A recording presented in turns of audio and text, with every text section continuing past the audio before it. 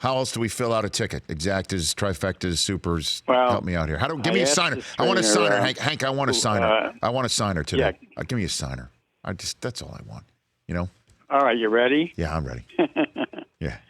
I should have given you the signer in the last race. Oh my God! I like that horse as post 20. Remember? But I didn't put him on. But I didn't put him on top. Could you imagine? What's it? 50? Was that 50 grand? Right for the Super? Yeah. At the Derby. 54 grand. Gosh. But anyway, Okay. it's interesting. Talking with some of the trainers, the horse they think may be the one to beat is Owendale. Post 5. Okay. He's 10-1. Okay. He beat another Twist of Fate, who's 6-1 out of the 12th post, who got a bad post, and he lost to Owendale in a race that was run in Kentucky. Owendale it was the Lexington Stakes. He's had 3 starts this year, and he's won twice.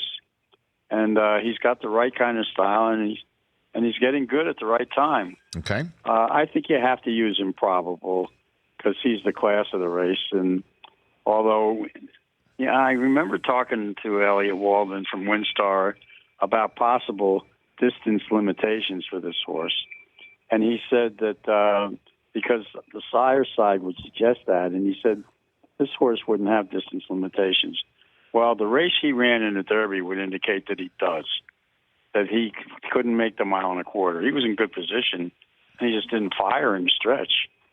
So I'm putting Improbable in because I think you have to use him. He's Baffert, who in all 7 Preaknesses that he won, the horses came out of the Derby.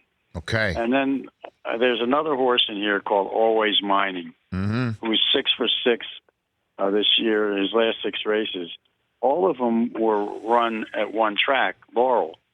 He won the Tessio, and he came from a little bit off the pace. Normally he's on the lead. But I would put him in there because, and talking with a couple of trainers, in fact, talking with the trainer of Bourbon War, I asked him about other horses. He said he looked at film of Always Mining. He said, that's a good horse. Okay, so what do you got for me here then? Don't be scared off by the fact that he's only won at one track. Okay. And remember, the Tessio used to be run at Pimlico, but they only run 12 races a year now at Pimlico. So this will be his first race over that track. So I'm going to use the 2 with the 5, the 7, and the 4.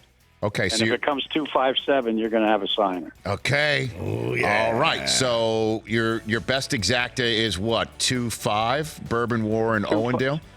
Yes, it is. Okay, and then your best trifecta? And if you want to throw in one more horse, okay, who will give you the bomb, it's Warrior's Charge, who's never run in a stakes race, but he's 2 for 2. Okay. At races at Oaklawn, and he won his last by 12.5 lengths, and he's got a ton of speed. Okay. And he may hold on for a piece. Okay, so your best exact is 2-5, and if you're doing a try, you have to throw in probable 2-5-4, right? That's what you're saying. Yeah. And then 2-5 or 2-5-7. 2-5-7. Okay, very good. Which is Always Mining. Thank you. Hank, you're the best, man. I am mandated to ask you as we go out the door right here. The Tessio, is that named after the Abe Vigoda character from The Godfather, Hank? No, that was a mistake that they made because Tessio was the guy who ratted out. Remember, Michael? Well, for sure. They should have named the race the Clemenza. He was loyal. There you go. You're right. Tessio, as you know, Tessio asked Frank Hagan to be let off the hook for old time's sake. Didn't work out. Spoiler alert. You know what I'm saying? Just one time for old time's sake. That's right. That's why we're going to win this race. Just one time for old time's sake. Well done, Let's go, Hank. Let's go, Hank. Come on, Hank. Come on. We'll chat with you in a couple weeks, Hank. We'll chat soon. Okay, Rich. You're the man. That's the hammer, Hank Goldberg. For more of The Rich Eisen Show, tune to Audience Channel 239 on DirecTV for free on BR Live or download the Rich Eisen Show app.